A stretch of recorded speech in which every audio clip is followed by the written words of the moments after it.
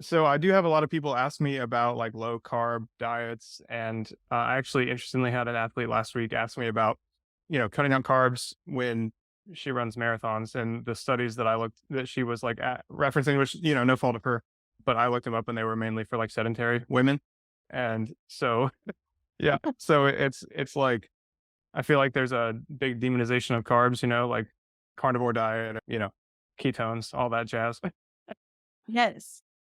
I What do you? actually talk about that for a second. That's what I was going to ask. Yeah. Okay. So, yeah, the demonization of carbohydrates is very similar to the demonization of what used to be fat in media and everything, right? So, one of the reasons that fats became the villain and even animal fats, which I think I think gets a pretty bad rap for things that really aren't caused by animal fats. And there's so many studies that actually have basically shown actually animal fats are really good for all aspects of your body, obviously in moderation, everything in moderation. But this was a way for a lot of the sugar companies to say, "Oh, okay, fats are bad. Come look at what we have over here." So it's actually how these food corporations and food companies are competing with each other.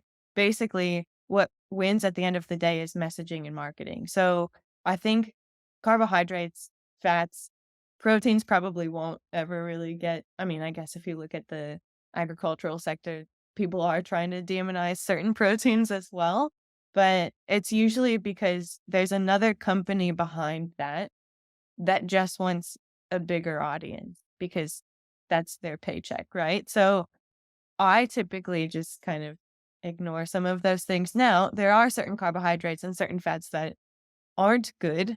And this is when it comes back to scientifically, how do these fats work in the body?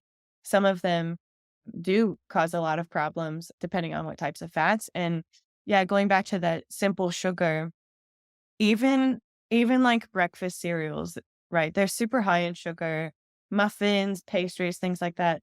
Everyone likes those, right? But if you have them every day, it actually can impact the brain in pretty severe ways. And I'm talking like atrophy of the brain if we're consuming all of these simple carbohydrates for a super long period of time and like a lot of them, right?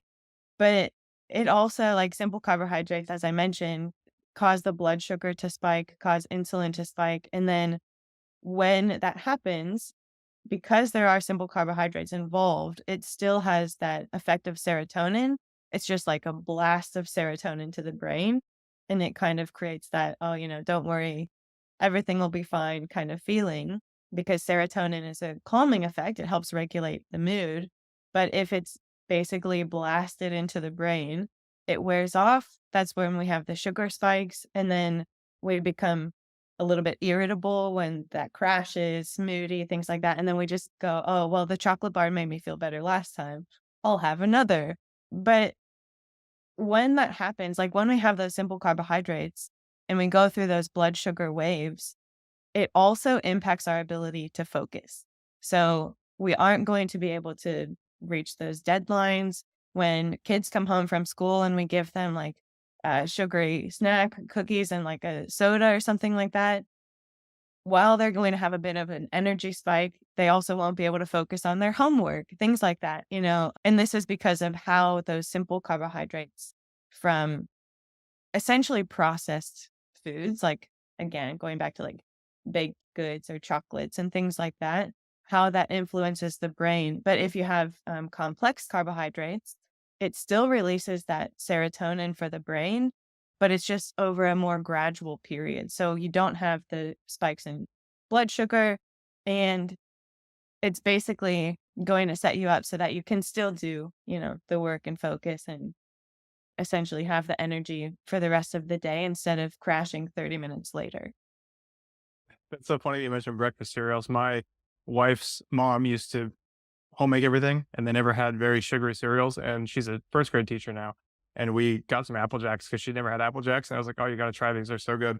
And she ate so much. She was like, "No wonder my kids are like so hyper in the morning. Like, this is what they eat for breakfast." Yep. It was so Yeah, funny to and see then, her like, brain just.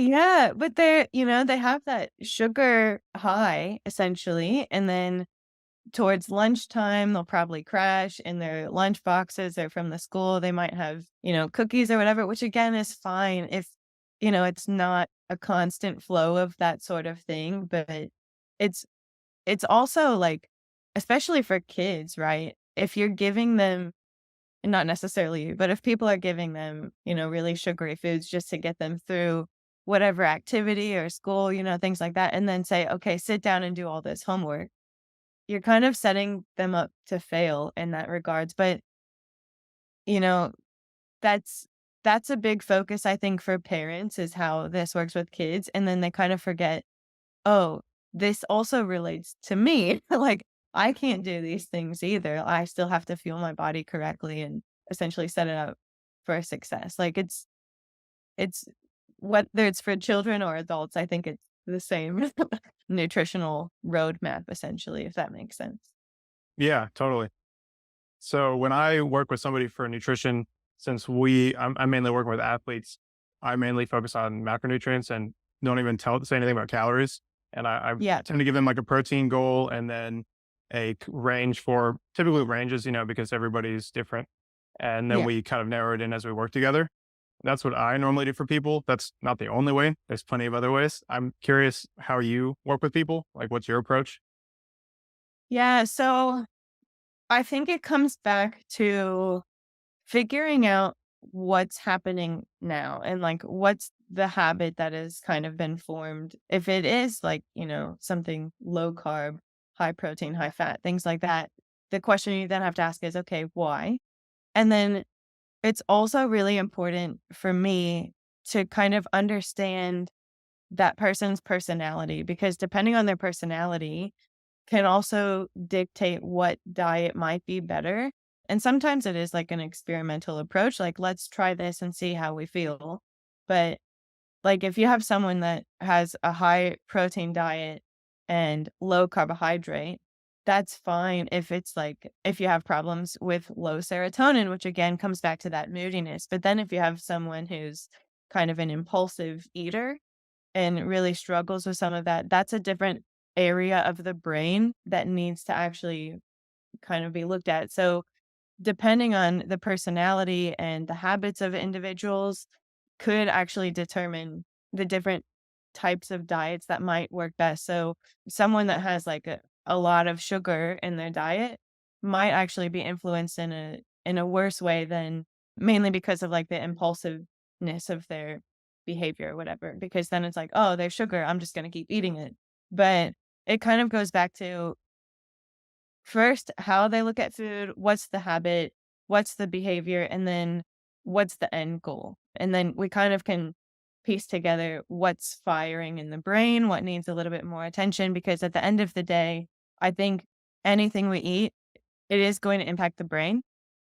And we have to really take care of that because if we don't and we neglect it, it can start to atrophy. It can in some cases lead to dementia, people think. Like, some people think that different diets and different foods that we incorporate over a long period of time can actually lead to dementia.